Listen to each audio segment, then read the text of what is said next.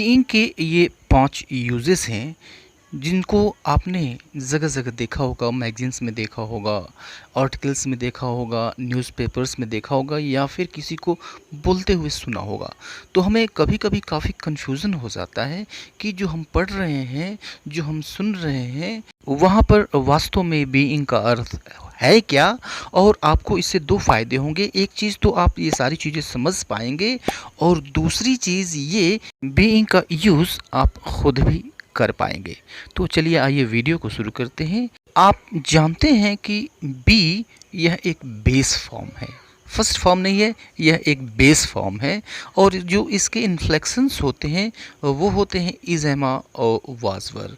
यानी इज एमा और वाजवर ये फर्स्ट फॉर्म है और इनका बेस फॉर्म बी है और बी का अर्थ होता है होना। ये बी के 3 फॉर्म्स आप देखेंगे, बी, बीइंग और बीन। और आप देखेंगे कि यह जो इसका अर्थ है होना, यह हर जगह हर फॉर्म्स में यह अपने आप को रिलेट करेगा। ये देखिए फर्स्ट जो फॉर्म है, जो फर्स्ट हमने एक्सप्रेशन लिया हुआ है वो है बीइंग प्लस एडजेक्टिव।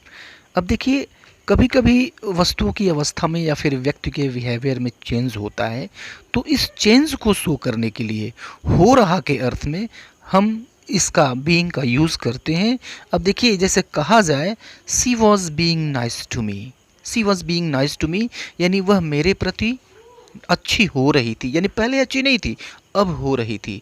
यानी जो काम है वह इनकम्प्लीट है, अभी वो हो रही है, पहले थी नहीं अब हो रही है, धीरे धीरे चेंज हो रही है।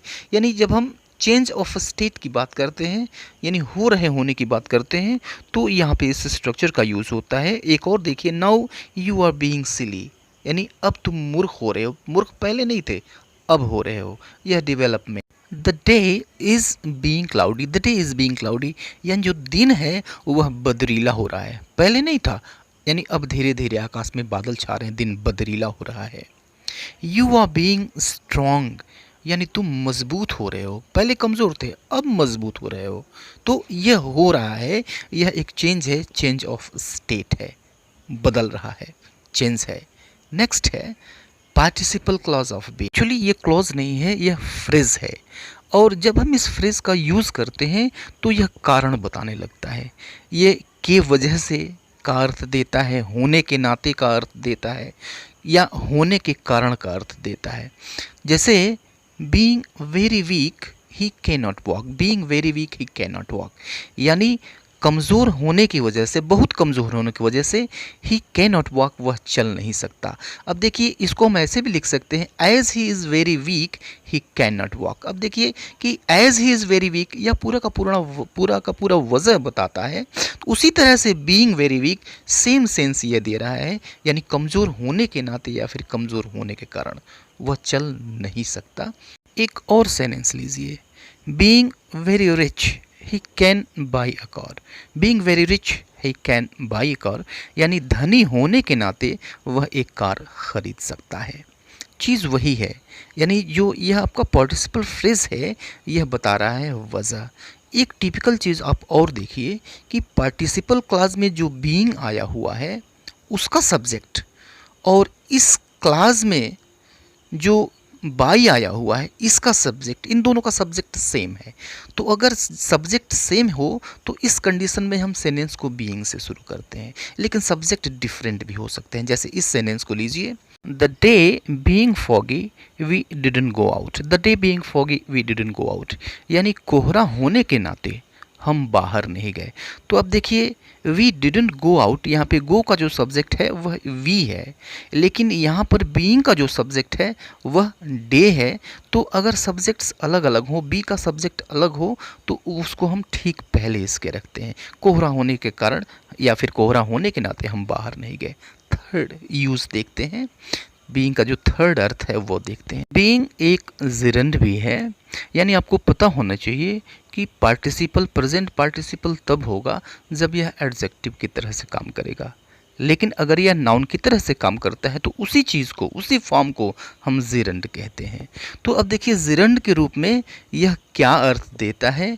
सेंटेंस देखिए, he loves being at home यानी वह घर पर होना पसंद करता है। दूसरा सेंटेंस देखते हैं, my being there is not necessary, my being there is not necessary, यानी मेरा वहाँ होना ज़रूरी नहीं है। और एक और सेंटेंस लीजिए, being beautiful is not an achievement, being beautiful is not an achievement. अब देखिए जहाँ जहाँ पर बीइंग आया हुआ है वहाँ पर हम टू बी का भी इस्तेमाल कर सकते हैं। आप ऐसे भी कह लीजिए, he loves to be at home, he loves to be at home, या फिर be to be beautiful is not an achievement. लेकिन यहाँ पे देखिए कि my being there is not necessary, यहाँ पर बीइंग के जगह पे हम टू बी का इस्तेमाल नहीं कर सकते, यानी इन्फिनिटिव के रूप में हम इसको नहीं लिख सकते क्योंकि इसके पहले माई आया हुआ है। यानी अगर कोई पॉजिटिव एडजेक्टिव आता है तो उसके ठीक बाद हमें बीइंग का ही यूज़ करना होगा, हम इसको टू बी नहीं लिख सकते हैं। जो अगला यूज़ है देखते हैं, अगला जो फॉर्म है, जो अगला अर्थ है जिस अर्थ में हम बीइंग का यूज़ करते हैं वो है बीइंग प्लस V3, यानी बीइंग के साथ हम पास्ट पार्टिसिपल यूज़ कब करते हैं। आप जानते हैं कि पैसिव वॉइस में इस फॉर्म का यूज़ होता है। जब पैसिव वॉइस में इसका यूज़ होता है तो यह वर्ब के साथ मिलकर जा रहा इस तरह का सेंस देता है। जैसे you are being called, you are being called यानी तुम्हें बुलाया जा रहा है। आप जानते हैं कि यह प्रेजेंट कंटिन्यूअस का पैसिव वॉइस है। पैसिव वॉइस का स्ट्रक्चर ये होता है, सब्जेक्ट होता है, ऑब्जेक्ट होता है, उसके बाद इज एम आर या इज एम आर होता है, उसके बाद हम बीइंग का यूज़ करते हैं, उसके बाद मेन वर्ब का हम थर्ड फॉर्म यूज़ करते हैं। यू आर बीइंग कॉल्ड यानी तुम्हें बुलाया जा रहा है। या फिर the road was being repaired, अब देखिए पास्ट कंटिन्यूअस का हो गया ये। The road was being repaired यानी सड़क की मरम्मत की जा रही थी, सड़क की मरम्मत की जा रही थी। बीइंग रिपेयर्ड यानी मरम्मत की जा रही, मरम्मत की जा रही, तो इज एम आर लगा दीजिए, प्रेजेंट का हो जाएगा, वॉज वर लगा दीजिए, पास्ट का हो जाएगा। तो ये पैसिव वॉइस है। ठीक इसी तरह से फ्यूचर कंटिन्यूअस टेंस का ये पैसिव वॉइस है। He will be getting beaten, he will be getting beaten यानी उसे पीटा जा रहा होगा। तो यह फ्यूचर कंटिन्यूअस टेंस का पैसिव वॉइस है।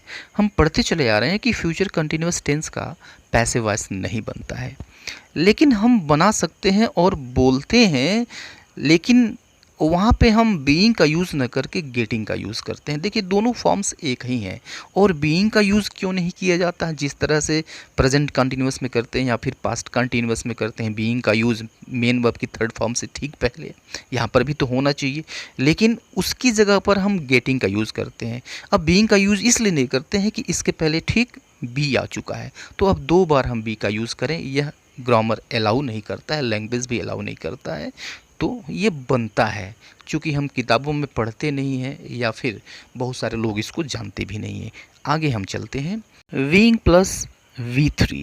अब देखिए बीइंग प्लस V3 इसको यूज़ किया जाता है नाउन फ्रेज की तरह, नाउन फ्रेज की तरह इसको यूज़ करते हैं हम, और यह वर्ब के साथ मिलकर सेंस देता है किए जाने का।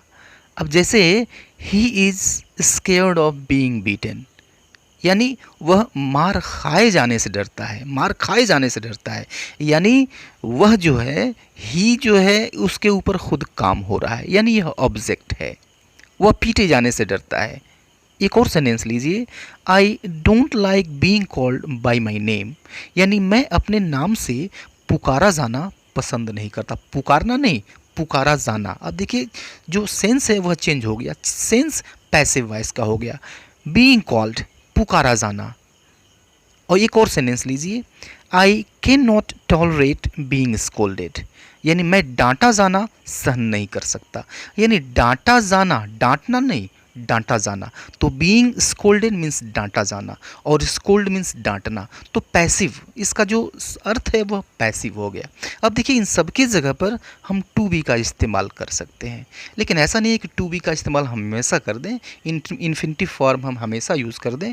जहाँ पर प्रेजेंट पार्टिसिपल यूज होना चाहिए हम वही यूज़ करते हैं। जैसे यहाँ पर he is scared of being beaten, अब स्केयर्ड ऑफ के बाद हमें आईएनजी फॉर्म ही चाहिए, हम यहाँ पे टू बी का यूज़ नहीं कर सकते, जिरंड का ही यूज़ कर सकते हैं, टू बी का यूज़ नहीं कर सकते, इन्फिनिटिव का यूज़ नहीं कर सकते। लेकिन यहाँ पर हम यूज़ कर सकते हैं I don't like to be called by my name, या फिर I can not tolerate to be scolded, I can not tolerate to be scolded. तो फिलहाल आज के लिए इतना ही, मिलता है नेक्स्ट वीडियो में, तब तक के लिए goodbye and take care.